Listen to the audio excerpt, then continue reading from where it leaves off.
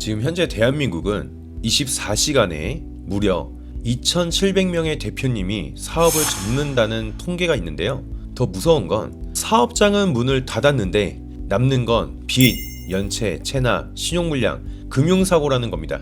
이러한 경우에 어떤 절차를 거치게 되고 과연 다음 사업 준비를 위해서 어떤 혜택과 지원들을 받을 수가 있는지 영상을 통해 이야기해볼까 합니다.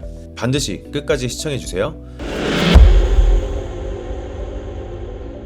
자, 회생이나 파산 같은 절차는 기업이나 개인이 빚을 감당하지 못할 때 선택하게 되는 법적 수단입니다. 순서대로 하나씩 안내를 드릴 건데요. 첫 번째, 대의변제입니다. 대의변제라는 건 제3자가 나 대신 빚을 갚아주는 걸 말합니다.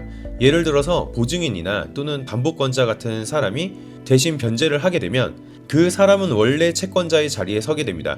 이건 회생이나 파산보다 앞서 일어나는 경우가 많습니다. 그 다음이 회생인데요. 회사나 개인이 자력으로 회복 가능성이 있다고 판단되면 회생 절차를 먼저 고려합니다. 회생은 채무를 조정하고 분할 상환하면서 경제 활동을 계속할 수 있게 해주는 제도입니다. 사업을 유지하면서도 채무를 구조화하는 방식이라 파산보다 훨씬 유리하죠. 그런데 회생이 불가능할 정도로 상황이 좋지 않다. 그때는 파산으로 넘어가게 됩니다. 파산은 가진 재산을 모두 처분해서요, 채권자들에게 공평하게 나눠주는 절차이고요. 이로 인해 채무자는 사업을 접고 법적으로도 정리 단계에 들어가게 됩니다. 그리고 마지막에는 면책입니다. 파산이 끝나면 면책을 신청할 수 있습니다. 이 면책은 파산 절차가 끝난 뒤에도 남아있는 빚에 대해서 더 이상 갚지 않아도 되도록 해주는 제도예요. 다만 벌금이라든지 세금처럼 면책이 안 되는 항목도 있다는 점을 유의하셔야 되고요. 정리하자면 대의변제가 가장 먼저 일어나고요. 회생이 안 되면 파산으로, 그리고 그 이후에 면책으로 이어지는 구조라고 보시면 됩니다.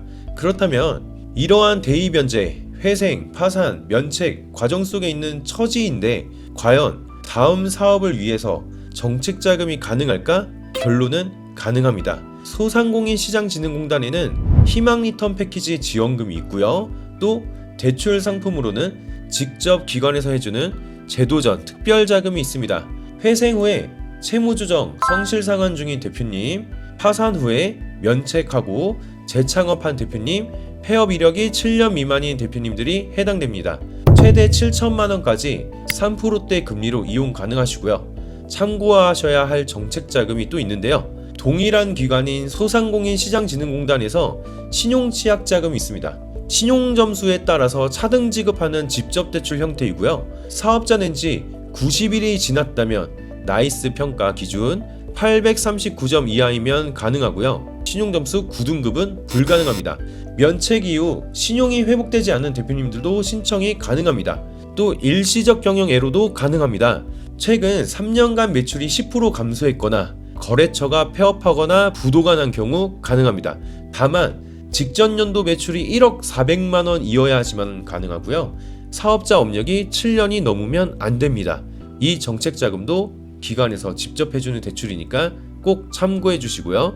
우리 기업이 특허나 인증, 이런 기술력을 보유하고 있고 증빙이 가능하다 하시면 재기지원단이라고 있습니다. 신보, 기보, 중진공 모두 있으니까 이런 경우에는 전략과 기술을 요구하므로 상담 받아보시는 것이 좋습니다.